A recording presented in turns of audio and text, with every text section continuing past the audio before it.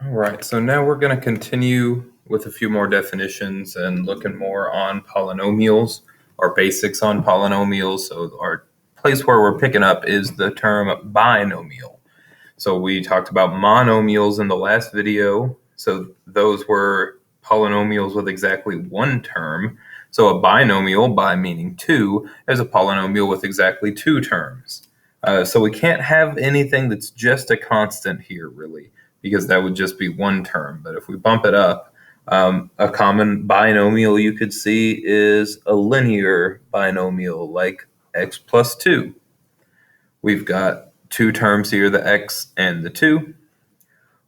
Or we could have something like negative x to the 5th plus 7x. Again, two terms here, so that makes it a binomial. And then if we take it up one more step, we get to trinomial, which is a polynomial of three terms. So then that could be, this actually can't be a linear because those can at most really only have two terms when they're simplified. So we would need at least something like x squared plus 2x plus 3. So those are three different terms for one polynomial, or x to the 4th plus 3x to the 3rd minus 6x. That would be another example of a trinomial with three terms. Now we're going to move to another definition we want to use. Standard form. So we've used this before in a lot of other polynomials, but we'll refresh this for in general with our polynomials. It's a simplified arrangement of a polynomial's terms in descending order of degree. So we're going to start with the term with the largest degree and work our way down. And then also leading term is something that we're going to use. We'll use it a little bit in the last part of this section in the next video, but I'll also talk about it in these examples we're about to do. So that is the first term of a polynomial in standard form. So leading just means like in front. So it's the very first term in a polynomial after you have it written in standard form. So here in example 1, we want to write this in standard form. So we need a simplified arrangement in terms of degree. So highest degree first and go down. There is nothing I can simplify here because none of these are like terms. I've got a linear term here that's just x, a quadratic term here that's just x squared, and a constant term here that's just a number. So all I need to do is write them in order. The biggest degree is degree 2. So we're going to start with the negative 6x squared. We need to make sure all of our signs come out right. Then we have a positive 2x, which is next, and then a plus 11, which is the constant. So now we have this written in order of descending degree as we go down. The leading term would be this negative 6x squared, and you can always tell the degree by the leading term once you have it written out. That has a power of 2, which makes it a quadratic. Remember, quadratic means x squared.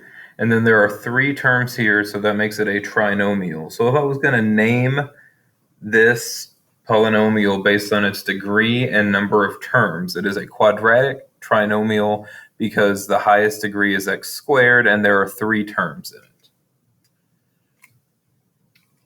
Let's look at another example then. So in example 2, we actually can simplify this first. So we have negative 5x squared times the quantity x cubed minus 2x. So we can distribute negative 5x squared times x to the 3rd and negative 5x squared times negative 2x. So when I multiply negative 5x squared times x to the 3rd, that gives me negative 5x to the 5th.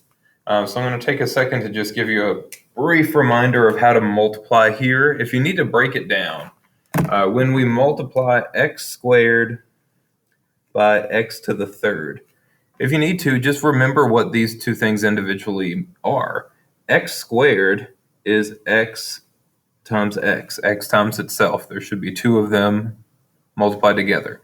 X cubed is the product of 3 x's. So then all in all, we have 5 x's here. So this would simplify down to be x to the 5th. So when we think of that, when you multiply two things that have exponents with a common base, you can combine them by adding the exponents. But don't be afraid to break it down like this here if you need to see exactly why this comes down to x to the 5th. Okay, so back to our problem. When I distribute negative 5x squared times x to the 3rd, we get negative 5x to the 5th. And then if I multiply negative 5x squared times negative 2x, negative 5 times negative 2 is a positive 10. Make sure you remember to distribute the signs and the numbers. And then x squared times x is x to the 3rd. So our leading term would be negative 5x to the 5th power, which means this is a quintic because quintic is degree 5. And there are two terms here after we're simplified, so that would make this a binomial. So this is a quintic binomial. And then we'll call, I have no idea why I went 1, 2, 4. This should be example 3. All right, so we'll call example 3 our last example for today. So we'll just finish this up real quick. So I can see that I can simplify because I want to distribute that 2x into that quantity. So I get 2 times 3 is 6, x times x squared is x cubed, minus 2x times 4, or 2x times negative 4 is a negative 8x. And then out here we have our negative 6x to the 3rd, or a minus 6x to the 3rd. We are not done though, because I can combine like terms. I've got this and this. Those actually add out to be 0. So once those add out, we're left with just negative 8x. Make sure you get that sign right. It's a negative 8x. And that would be the leading term because it's the only term. So negative 8x is the leading term, which makes it a linear because that would have the equation or the graph of a line, because that is a first degree polynomial. X is just x to the 1st power. And there's only one term here, so that would make this a monomial. So that gives you a few examples of how to simplify polynomials, write them in standard form, and name them using both their degree and their number of terms.